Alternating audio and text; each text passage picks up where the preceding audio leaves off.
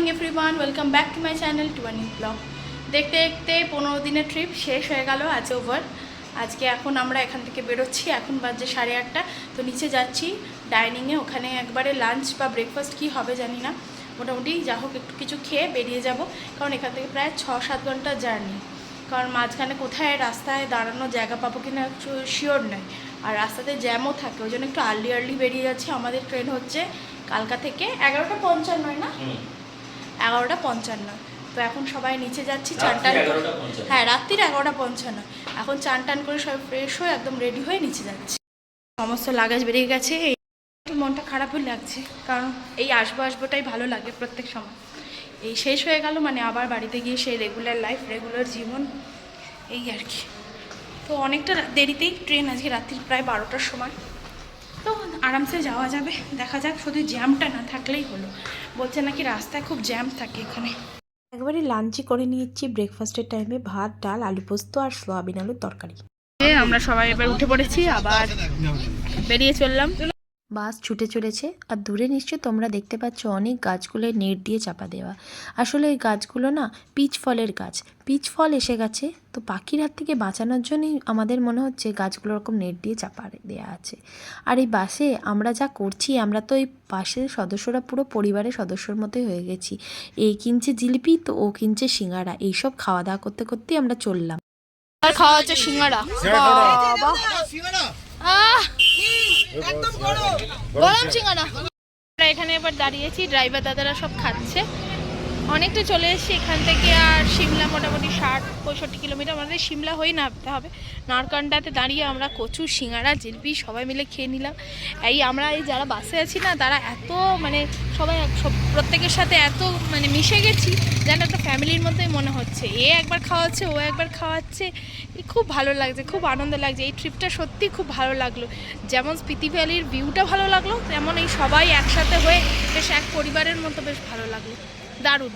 তো এখন এখানে ড্রাইভার দাদারা খাবে, তারপরে যাব। এখানে না এখনও তাও হালকা হালকা ঠান্ডা আছে, কিন্তু কালকে যেখানে ছিল, কালকে কিন্তু ঠান্ডা ছিল না, বেশ গরম লাগছিল রাত্রের দিকে।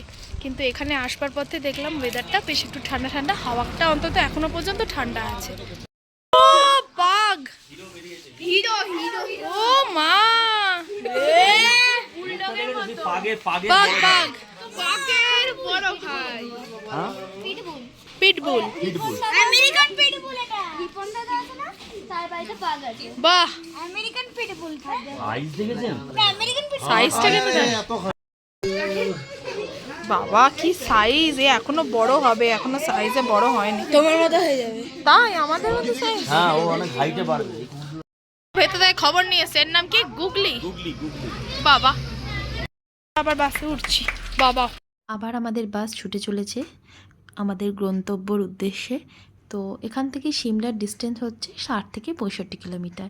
সবচেয়ে বেশি ভয় কিন্তু সিমলার ট্রাফিকটা নিয়ে। আসলে আসবার সময়ও যেমন ট্রাফিক হয়, যখন পাহাড় থেকে নিচে নামা হয় তখনও কিন্তু ট্রাফিক হয়। আর দেখতে পাচ্ছ কি সুন্দর বাড়িগুলো পাহাড়ের কোলে রয়েছে। এ তো সামনেই হচ্ছে সিমলা শহর, আমরা প্রায় পৌঁছেই গেছি, আর কিছুটা দূরত্ব, প্রায় কালকার কাছাকাছি পৌঁছে গেছি। তো এখানটা একটু চায় ব্রেক হয়েছে, সবারই একটু মাথা ধরে গেছে, তো একটু চা খেতে বসেছি। মেঘের মাথায় এত রোদ্দুর লাগছিল, ওই জন্য ওকে বললাম তুই হ্যাটটা পরে নে। পাহাড় থেকে আমরা কিন্তু অনেকটা সমতলে নেমে এসেছি। পাহাড়ে কিন্তু কোনো টোল গেট ছিল না, এই সমতলে এসে গেছি। কি করে বুঝলাম না, এই যে টোল গেটটা পড়লো, এটা থেকেই বুঝলাম যে সমতলে এসে গেছি। কালকা স্টেশনে পৌঁছে গেছি, কালকা স্টেশনে পৌঁছে গেছি। এখানে ভালো গরম আছে, 2 নম্বর প্ল্যাটফর্মে যেতে হবে। এখন 6টা বাজছে।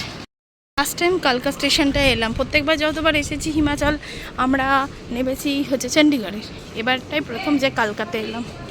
আমরা কালকা স্টেশনে পৌঁছে গেছি, এই যে অনেকক্ষণ জার্নি করে এলাম। এখানে বেশ গরম গরম আছে কিন্তু। আর এই যে কালকায় আমার এই ফার্স্ট টাইম আসা, এবার 2বার যে হিমাচলে এলাম, 2বার হিমাচল থেকে আমরা মোটামুটি ওই চণ্ডীগড় থেকে হিমাচল গেছিলাম। তো কালকায় দেখো টয় ট্রেনগুলো দাঁড়িয়ে আছে, এবারে খুব ইচ্ছে ছিল টয় ট্রেনে চাপার, কিন্তু টিকিট পেলাম না আমরা। ছোট্ট স্টেশন কিন্তু খুব সুন্দর, গোছানো, পরিষ্কার পরিচ্ছন্ন। এই যে দেখতে পাচ্ছ, এখন বাজে প্রায় 6টা, যেরকম বললাম অনেকটা টাইমই ওয়েট করতে হবে। অনেকে মার্কেটে বেড়াতে চলে গেল, আমরা একটু বসে আছি, একটু রোদ্দুরটা কমুক, তারপরে এদিক ওদিক যাব। লাগেজগুলো রেখে দিয়েছি। ছিলাম তখন হঠাৎ করে ঝড় বৃষ্টি শুরু হয়ে যেতে আমরা এই যে লাউঞ্জের মধ্যে ঢুকে গেছি। প্রচণ্ড ঝড় হচ্ছিল, ধুলো ঝড় এখনও হচ্ছে যদিও বা। এই যে দেখো চারিদিকে প্রচুর ধুলো, পুরো চারিদিকে ধুলোয় ভর্তি হয়ে গেছে। বৃষ্টিও হয়েছে অবশ্য অল্প আদ্র, কিন্তু ঝড়টা বেশি হচ্ছে এখানে। আর এই যে আমরা এই লাউঞ্জের মধ্যে ঢুকে বসে আছি, ভেতরে সবাই আছে মোটামুটি, তবে দরজাগুলো এই হাওয়ায়, ঝড়ের হাওয়ায় ভালোই পিটছে।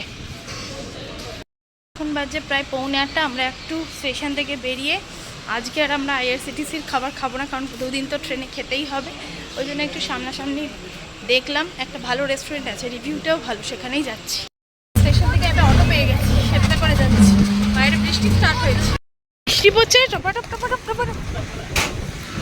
বাইরে কিন্তু চলছে ঝমঝমিয়ে বৃষ্টি। তো আমরা এর মধ্যে একদম স্টেশনের সামনেই একটা ছোট্ট রেস্টুরেন্টে, যার অ্যাম্বিয়েন্সটা ভীষণ ভালো, একটা সুন্দর মিউজিক চলছিল, সেখানে চলে এসেছি। আমরা একটা ডাল মাখনি, আলু জিরা আর বাটার নান অর্ডার দিয়েছিলাম। লাস্টে যেটা থাকে আমাদের lime soda, sweet and salt. Lime সোডাটা খেয়ে আমরা এবার স্টেশনের জন্য যাব। দয়া করে আমরা আবার স্টেশনে চলে এসেছি। এবার আবার ওয়েটিং রুমে একটু ওয়েট করবো। 10টা বাজে, তো এখন ট্রেন লাগিয়ে দিয়েছে স্টেশনে 2 নম্বর প্ল্যাটফর্মে। তো আমরা যাচ্ছি আমাদের কোচে। আমরা ট্রেন থেকে নামলাম, নেমে আমাদের তাম্বুসে এসে গেছে, যাবো সবার সাথে লাস্ট আগে টাটা করে দাও। টাটা টাটা, এই টাটা টাটা।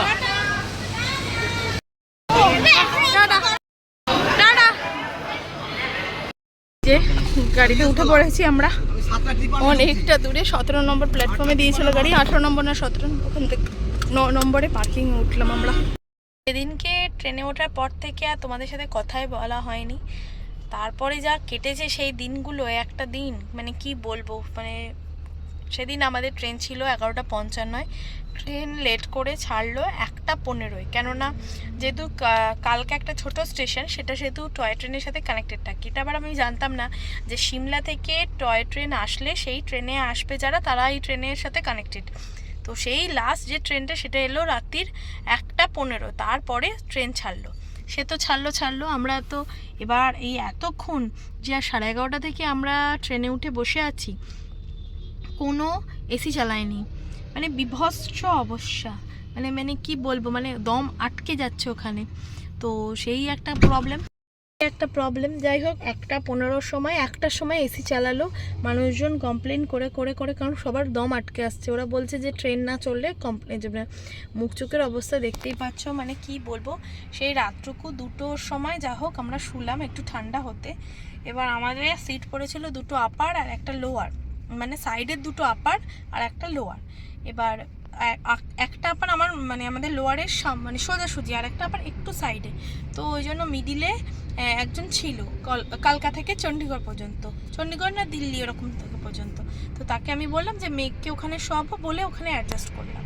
এবার এই কালকা থেকে যে ট্রেন ছাড়ে তার একটা প্রবলেম কি, যে 1টা বা 2টো বগি এই দিল্লিতে এসে আবার চেঞ্জ হয়ে যায়। মানে ধরো অনেকের বগির নাম্বারটা B5-এ ছিল, তারা B4-এ চলে আসবে বা B3-তে চলে আসবে, ওটা চেঞ্জ করতে হয় সিটটা। তো ঠিক আছে, আমরা বললাম ঠিক আছে, যে আসবে তাদের বলবো। তো যাই হোক, 2জন ভদ্রলোক ভদ্রমহিলা, জানি না তাদের ভদ্রলোক ভদ্রমহিলা বলা যায় কি না। তো সেই ভদ্রলোক ভদ্রমহিলা তারা উঠলেন। ওটা মাত্রই হচ্ছে আমার ছেলে যেহেতু মিডল বাঙ্কে শুয়েছিল, ওনাদের সিট না, ওনাদের সিট ছিল আমার অপোজিটে মিডিল আর আপারটা। তো ঠিক আছে, ওনারা উঠলেন, তার সাথে আরও 3জন উঠলেন, 2জন ভদ্রলোক ভদ্রমহিলা, তার সাথে আরেকজন গুণী মেয়ে, কম বয়সী একজন গুণী মেয়ে, উনিও উঠলেন। ওঠার পরে তারা বললেন যে না, এরকম এতক্ষণ শুয়ে থাকা না। তখন সবে বাজছে 7:30 বা 7:40, 7:45 হবে, যেহেতু রাত্রে অনেকটা দেরি হয়ে গেছে। আমি জানি মেঘ শুয়ে আছে, থাক, তা ওনাকে বলে অ্যাডজাস্ট করে ওইদিকে ওনাকে বলে দেবো, কারণ যেহেতু ওনারা 3জনেই বড়। তো যাই হোক, উনি বললেন না, আমি কোনো এক্সচেঞ্জ করবো না।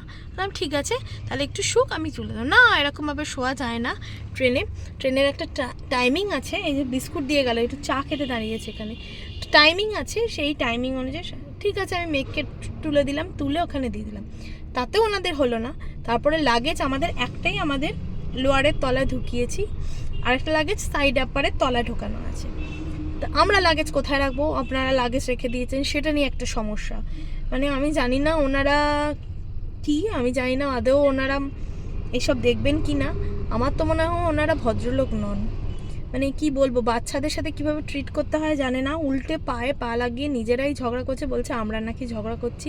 কাউকে বসতে দেবে না, যেহেতু মেঘের আর ইন্দ্রনীলের সিটটা সাইড আপারে পড়েছে, ওদেরকে কোনো মূল্যে ওখানে বসতে দেবে না। লাস্টে আমি ভীষণ বিরক্ত হয়ে গিয়ে বলেছি আমি টিটিকে ডাকছি, টিটির সাথে কথা বলছি। তো ভীষণ ঝামেলা, ওই জন্য আর ওখানে কিছু শ্যুট করিনি, অ্যাকচুয়ালি ভালো লাগছিল না। সাপোজ একটু চা দিয়ে গেল, মানে ভীষণ বিরক্ত। কালকের দিনটা যে কিভাবে গেছে, যাকে পাশে আমাদেরই ট্রিপের সবার B3-তে পড়েছিল আর আমাদের B4-এ পড়েছিল, একদম সামনাসামনি ছিল বলে মেঘ সারা দিনটা প্রায় ওখানে গিয়ে কাটিয়েছে। কারণ একটা বাচ্চা বা একটা মানুষের পক্ষে সবসময় আপারে বসে থাকা সম্ভব নয়। যাই না, ট্রিপটা পুরোটা খুব সুন্দরভাবে হলো, লাস্টে এসে এরকম জঘন্য লোকেদের সাথে হলো। জানি না ওরা ভদ্রলোক নয়, আমার তো মনে হলো জীবনে প্রথমবার মনে হলো ট্রেনে উঠেছে আর কোনো বাচ্চাদের সাথে অ্যাডজাস্টমেন্ট নয়। আমাদের টিমেরও একজন দুজন বলছিলেন, বলে তারা বলেন না আমরা কেন অ্যাডজাস্ট করবো, ওনারা ওনাদের অন্যদের সাথে অ্যাডজাস্ট করো, গিয়ে করো। যাই হোক, বাদ দাও, মানে বিভৎস বিচ্ছিরি লাগলো, সেজন্য কালকে আর কিছু শ্যুট করিনি। আমি ভাবলাম যে একবারে নেমেই শ্যুট করব। মানে ট্রিপটা দারুণ হলো, মানে এই জায়গাটা না গেলে হয়তো আমাদের জীবনে অসম্পূর্ণ রয়ে যেত। আর মুখ চোখ বুঝতেই পারছো, মানে পার্টনাররা লোকেরা মানে ঠিকঠাক না হলে যাদের সাথে জার্নি করছি বিরক্ত লেগে যায়। তো এই যে মাঝপথে দাঁড়িয়েছি, চাটা কিছুই খাওয়া হয়নি, চা বিস্কুট খেতে, কারণ ওনারা কিছুই করতে দিচ্ছেন না ওখানে। কি বলবো আর, যাকে বাদ দাও, ওইসব বাজে লোকেদের কথা না মাথায় রাখাই ভালো, এই সমস্ত ব্যাড মেমোরি। তো এই হচ্ছে ব্যাপার। তো এখন আমরা বাড়ি যাচ্ছি, বাড়ি ফিরছি। আজকেও আমাদের হচ্ছে কালী পুজো। তো এই ব্লগটাকে এখানে এন্ড করছি। শুরু করেছিলাম ওখানে, ভেবেছিলাম আবারও তোমাদের সাথে ফেরার জার্নিটা শেয়ার করব। যাই হোক, সবটা ভালো হয়ে লাস্ট আর ভালো হলো না। স্পিতি ভ্যালিটা সত্যি দুর্দান্ত, আমি বলবো তো মাস্ট ভিজিট প্লেস। যদি কারোর পক্ষে সম্ভব হয় অবশ্যই যেও। আর এই বিধ্বস্ত অবস্থায় ব্লগটাকে এখানে এন্ড করছি। যদি কিছু ভালো লেগে থাকে আজকে ব্লগে, অবশ্যই লাইক কমেন্ট শেয়ার সাবস্ক্রাইব করতে বলো না। দেখা হচ্ছে নেক্সট দিন আর একটা এক্সাইটিং ব্লগের সঙ্গে। Till then, tata, bye by.